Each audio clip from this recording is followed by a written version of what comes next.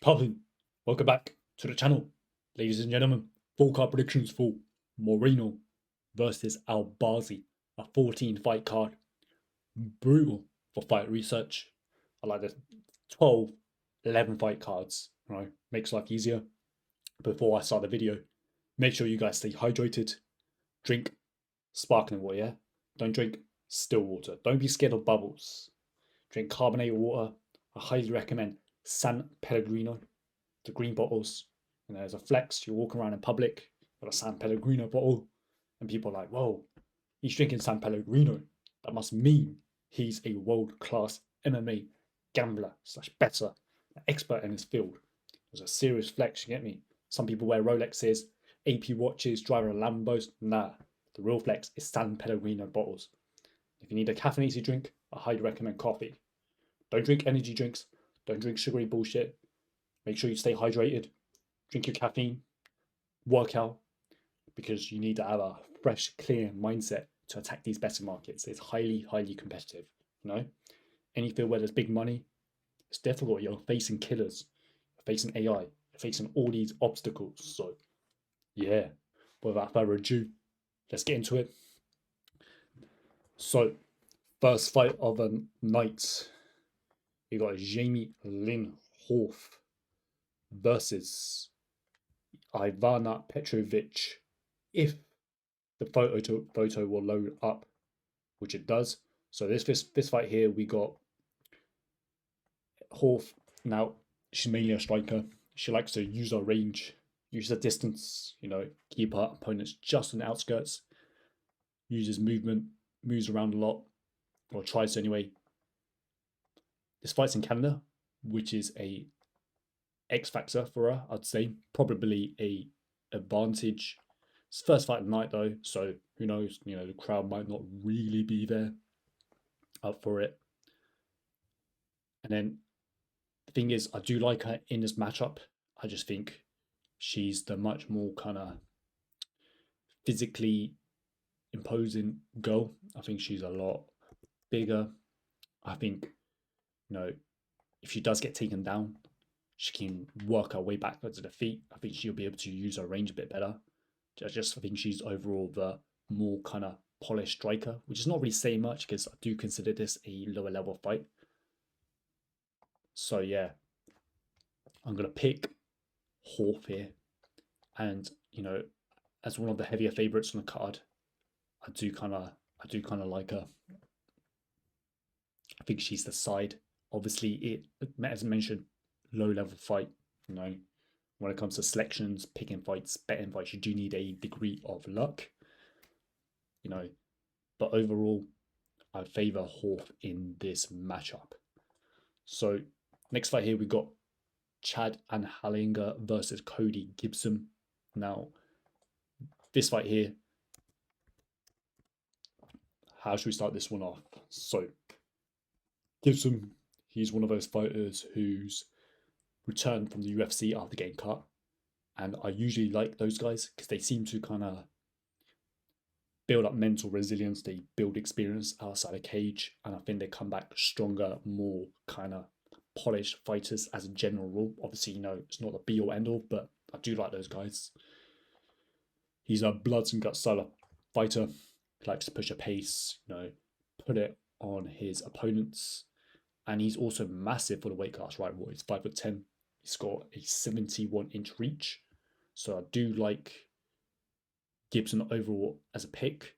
I just think he is the more kind of polished fighter. I think he just moves at a different frequency compared to Chad Anheliger. I just think he is the better overall striker.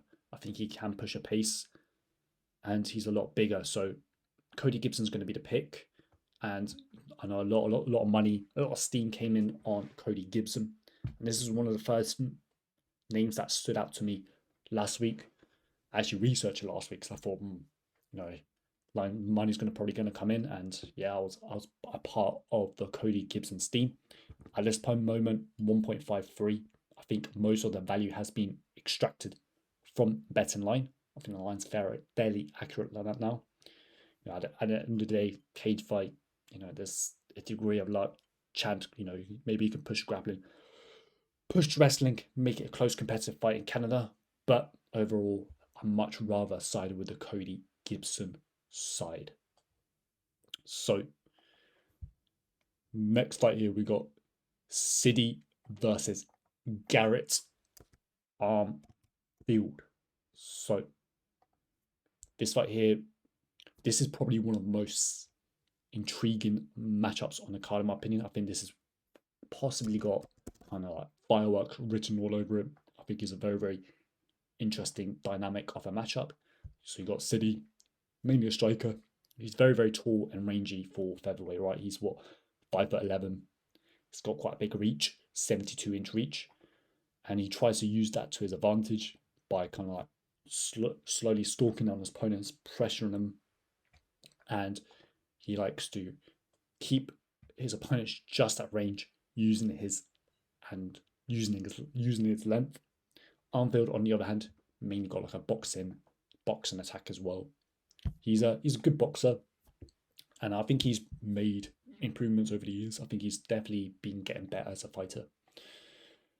I don't think he's like a super duper hard hitter, like let's say like Ilia Topuria, who's got like, seems to have a death touch, but I do think he hits a little bit harder than the average featherweight. So, and also I'm not 100% convinced with his cardio as the fight progresses. I mean, this is going to be a striking fight, which means the fight could be quite close. It could be competitive. We've seen Sidey get dropped twice against Ramon Tavares. So if Armfield's able to get inside the pocket, get a knockdown or two, that could be enough to steal the rounds, possibly even steal the fight, right? So I think this fight's fairly lined accurately, but overall, I am going to have a lean towards Sidey in this fight. As a low confidence pick, I just favour his use of range, his length, and his speed. But as mentioned, it's going to be a low level confidence pick. But yeah, Sidey. So this fight here, now at one point, I thought this Romanov, I thought he had something, with a wrestling Moldovan background, but he's just not looking great, is he? Let's be real.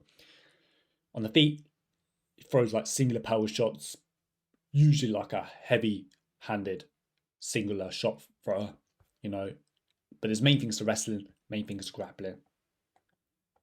Definitely overweight for heavyweight. I mean, he's got too much body fat, bruv. He could definitely slim down. Let's just be real, bruv. Like, this guy isn't probably on the undisciplined side. He's got too much fat. Hopefully he doesn't see this, because he's probably gonna like take me down, choke me out for disrespecting him. But come on, bro, like, a pro fighter. If you really wanted it, you could easily cut down the weight, and it's definitely gonna help your performances. Probably, your gas tank's probably gonna hold up for longer. Which is another thing. This guy's mainly like a round one fighter. He had a 10-8 round against Tybura, gave Tybura hell in round one, and then fell off. Ended up losing the fight. Against Espino, round 3, had to quit because he was losing round 3, lost round 2. He was slowing down. He thought, oh no, I don't have it in me. So this guy's cardio is dodgy, but he's very, very powerful with his ground and pound. He has very good power entries. I like his takedowns from the clinch positions. Nice body lock takedowns. Very, very strong. Picked up Tybura, slammed him twice. Does look weak off his back, but yeah, that's mainly when he's gassed and stuff. But Nascimento, on the other hand, kind of like the polar opposite of Romanov. Volume, technical boxing approach to heavyweight, high volume boxing approach to the heavyweight game. He's got some BJJ, I suppose. I mean, Black Beast took him down, but Black Beast, and that's a massive guy. Did an all right job of working his way back up to the feet. And he was stuffing a lot of the initial takedowns from Ilia Latifi. I mean, when he did get taken down around, he did kind of weakish, but he worked his way back to the feet. I mean, this is a complex fight, man. Like, I see why the line's close. I'm kind of struggling with this one. I mean, I think Romanov's success is probably very, very front-loaded. You know, he could maybe get finished in round 1. It wouldn't surprise me if he's able to out grapple Nascimento, maybe even round 2. I mean, but at the same time, I wouldn't feel comfortable if I was holding a Romanov bet and this fight went into round 2, round 3. I wouldn't feel that comfortable. It's a complex fight. I mean, I'll go with Nascimento. I say he survives the storm, takes the fight into round 2, round 3, but I don't say it with an overwhelming amount of confidence. So next fight here, we've got Zalal versus Shaw. Now, Zalal, as mentioned, he's one of those fighters who's made a return inside the UFC after getting cut. I like those guys. You know, they seem to perform better, experience outside the octagon. You know, they go through hardship.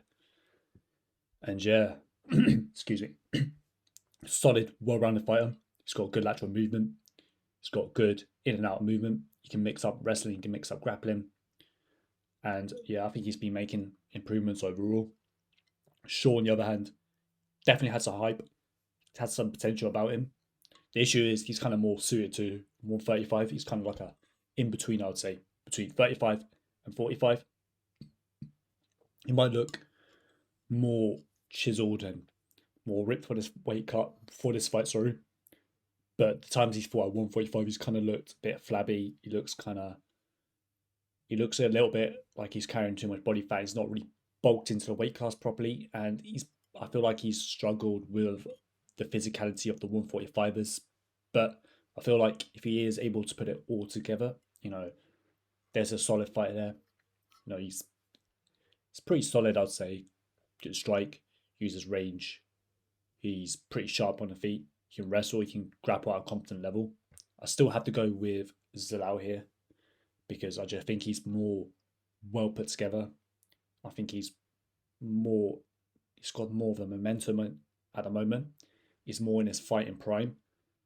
And yeah, my boy BJ Penn 85, he's like, listen, I love Zalal this weekend. So if my boy, my right hand man, my brother's on him, and I really, really respect his input, really, really respect his bets, then, you know, it's going to take a lot for me to actually pick against him. But, you know, this is one of those fights that, you know, it could play out quite close.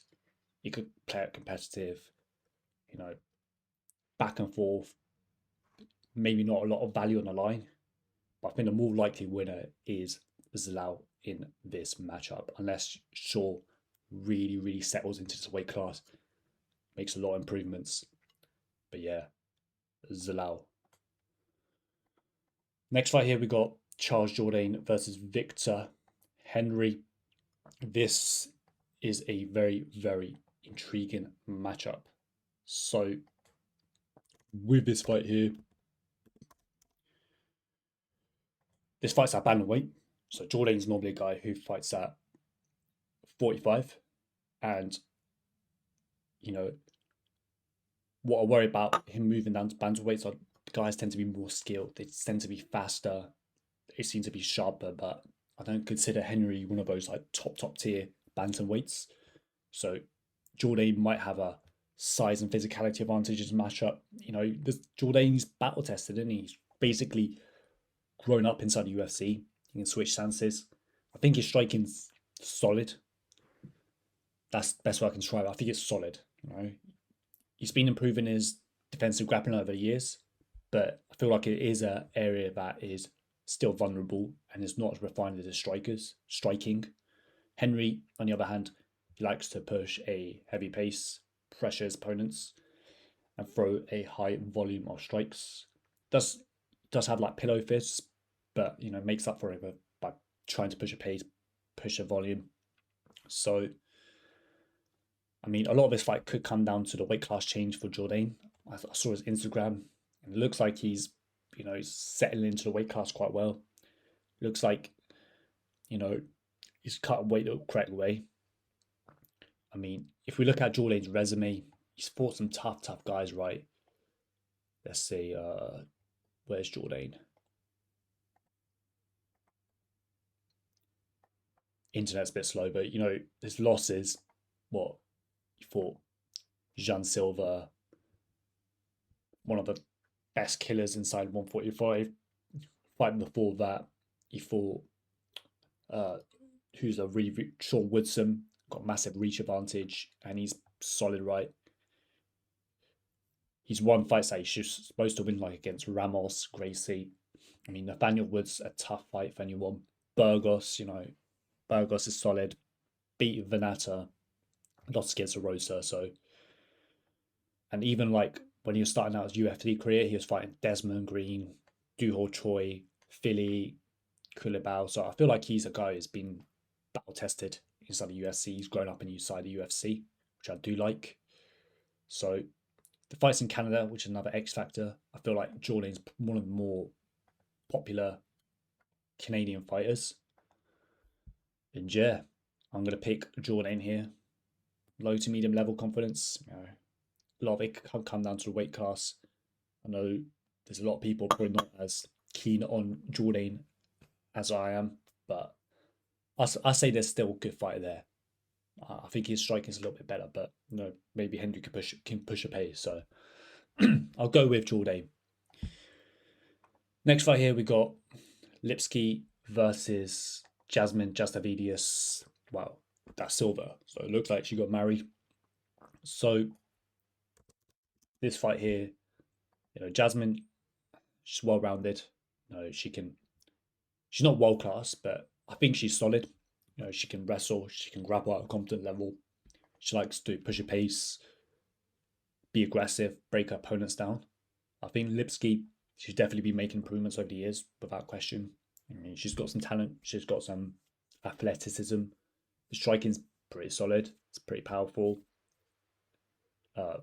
Defensive grappling's probably the weak point of the game, but she's definitely made improvements over on that aspect of the game over the years. But still vulnerable against strong offensive wrestlers and grapplers. Jasmine obviously is going to want to push the pace here, use to clinch, wrestle on Lipsky, try and secure takedowns. Lipsky's going to want to keep the fight standing, defend the takedowns, outstrike Jasmine. I mean, this fight could be close. There's someone who I respect who's on Jasmine. But I'm not 100% certain that there's loads of value on the line or like a big margin at the current odds. But I do slightly lean towards Jasmine here, being able to push a pace, use the wrestling, use the clinch game, and grind out a close decision in Canada. Low confidence though. So yeah. Next fight here we got Ayman Zahabi versus Pedro Munos. Wow. So this fight here, Zahabi, he's an extremely patient counter striker. A lot of his shots are like overhands, and he's a very, very like risk adverse fighter. He's safety first over like offense. And I was impressed with his win over Javid. I'm going to keep it real. I think Javid Bashrat's a pretty solid fighter. And yeah, like as a big underdog, he came through. I thought done a good job there. He's been very, very inactive over the years. Maybe his heart's not fully in the fight game, or maybe he's one of those guys who wants to kind of like preserve his body. Now, Pedro, on the other hand, I like Pedro. Fan favorite, always brings it. High pressure, wants to push it, pace, insane durability. He is a punching bag though. Got a nasty low kick, heavy-handed boxing game. So one thing I'm worried about Pedro is that he's 38. He's been in a lot of fights, long career. I haven't seen any serious drop off, but if you feel like it could happen, it's a young man's game, and Zahabi's style in his game is more suited for as you age. So Pedro is probably going to want to push the pace. That's probably going to give Zahabi the game. I mean, this fight's probably going to be really, really close. It's a tricky fight to predict. The low kicks could really, really stifleize Zahabi. But I'm going to pick against Pedro here and go with Zahabi.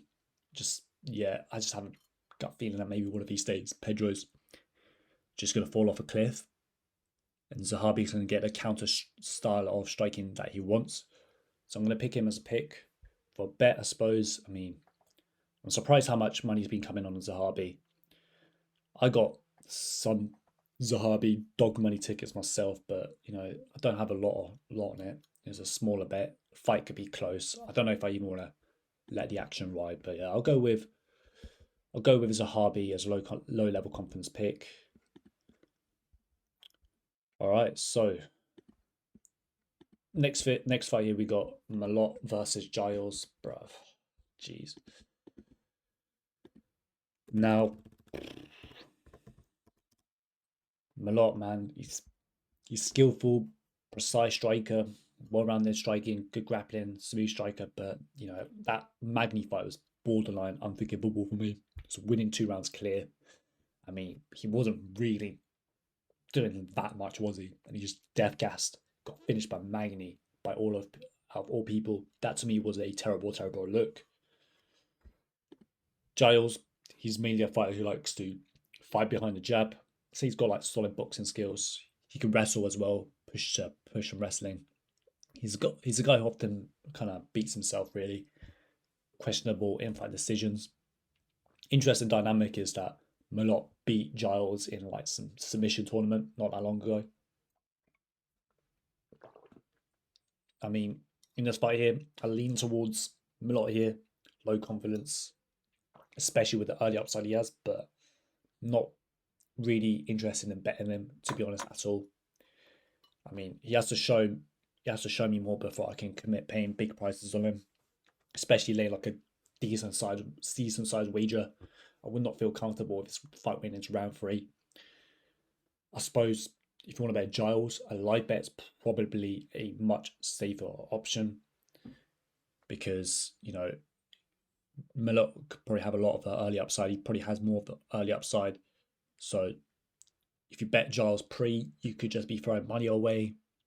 So yeah, pick's going to be Molot, but I'm putting serious money on a guy who death gassed in round 3 against Magny and got finished. So he's got to show me more before I can commit much money on him. But I do think he has some talent. I do think he has some potential. Fights in Canada. But yeah, cool. Next fight, we got Marc-André Barol versus Dustin Stoltzfus. MAB. Oh, take a breather. So MAB likes to push a pace. He likes to break his opponents. And I think he uses the fight to get stronger as the fight progresses.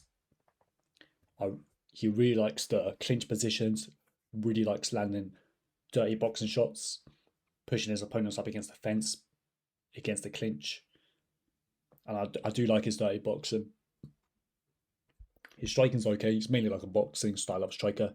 He definitely does his best work when he's the one pushing the pace, grinding on his opponents. He's been KO'd by Pyfer and Chidi, but historically he's been very, very durable, even if he is a little bit of a punching bag. His defensive grappling hasn't been properly tested, I feel, apart from that the Fluffy fight. Fluffy had like a field day with it, taking him down, but we're talking about Fluffy, bro. Fluffy is so relentless. He's going to really push the wrestling. I mean, he did get up a few times, but obviously Fluffy's not the most dominant when it comes down to holding his opponents. I mean, I think his defensive grappling is not bulletproof, but I think it's competent. So Dustin Stoltzfus, on the other hand, he's pretty slow, unathletic on the feet, but his main game is the wrestling, the grappling. BJJ black belt. And he does have some good takedown entries. I mean, MAB, his fights tend to play out quite close. So I'm not in love with the betting price tag, but I am leaning towards him being able to secure the victory in this matchup. Now we got Caio Machado versus Brenson Ribeiro. Now I researched this a couple hours ago. This fight was low-key giving me a headache because I do consider this one of the more kind of lower level fights. So we got Machado, slow, kind of plodding southpaw striker. You know, he relies on pressure to unsettle his opponents. His weakness is that he's very, very slow, I think. And yeah, he's slow, quite hittable.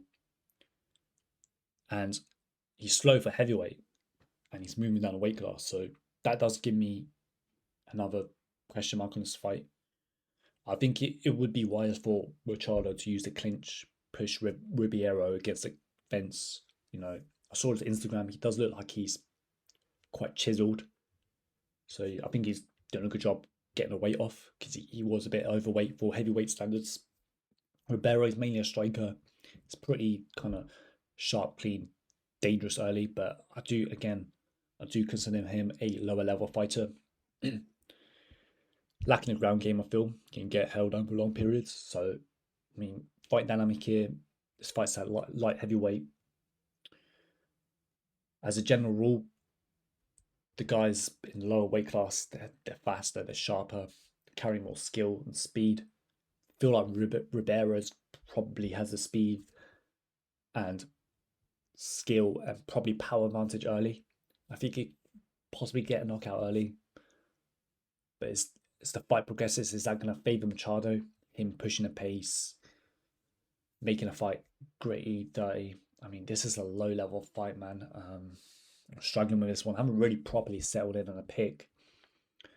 I know people really hold picks against you. Like, who cares about picks, bro? It's about bets, bro. At the end of the day, you know, that's where the money's made. It's by making bets. And you don't want to be betting every single fight, but I suppose I'll go with Ribeiro, but this is one I need a bit more time to think about. Not too confident about it. You know, yeah, have to see the weigh-ins. Who knows? But low level fight, in my opinion. Guess I'll go Ribeiro, but don't say it with an overwhelming amount of confidence. Next fight here, we got Derek Lewis versus Johanna Denise. So we got Black Beast, love his brother, UFC veteran at this point, fan favorite, making big money, making big checks. No wonder he wants to keep fighting. So Denise, he's probably going to be the more hungrier fighter here, not because of the food or whatever, but yeah, he's probably wants the, you know, UFC glory more. Glory kickboxer. I'll say he's like a pretty solid kickboxer, especially for heavyweight standards, but his ground game's a joke, bruv. Like, he looks really weak off his back, but kickboxing does look pretty solid. Black Beast, he's fought a way high level of guys. Like, his level competition's been very solid. Massive power puncher, huge power. He's surprisingly athletic for heavyweight, and you know, I think he makes his game, he makes his style work really, and he's not as bad as people make him out to be. He can get taken down, Black Beast, but he just finds a way to like explode back up to the feet. Definitely a bit fragile, definitely has quit in him, but even for his age, his style holds up for his weight class. I mean, if anyone mixes up the wrestling and clinch work, it's probably going to be Black Beast. Like, I feel like if Black Beast really hulks out for the takedowns, he could probably get them, but he's got bad back, bad knees. You know, we don't really know how much he's going to pursue it. I mean, he went into the clinch against Nascimento, so I feel like he can get it. And if he does get Denise down, a 265-pound man on top of you, with Denise's bad ground game, he's probably going to be in a lot of trouble. So it's definitely a risk factor, you know. But the thing is, like, if he goes really hard for the takedowns, wrestling could tire him out, gas him out if he's not having a lot of success with it. When it comes to the striking dynamic, I mean, Denise is probably going to be the one winning the minutes, while Black Beast, he's probably going to be looking for that big moment, looking for a blitz, you know, looking for a burst. And, you know, I could see a scenario where he's a huge underdog in live betting. Denise is kind of like schooling them within the minutes, and then he burst out, has a big burst of attack. I mean, overall, low level confidence pick on Denise. I say the superior kickboxer can outstrike him, but you know, Black Beast, he always has a puncher's chance. He could have success with a clinch. Definitely feels like a dangerous fight in my opinion. But yeah, I'll go with Denise. I'd rather pick the guy with the minute potential. So next fight here, we got Erin Blanchfield versus Rose Namajunas. before we get into the co-main event, make sure to like, share, comment on the video, please. The more interactions, the more this channel grows, the more I'll be more motivated to dedicate time to it.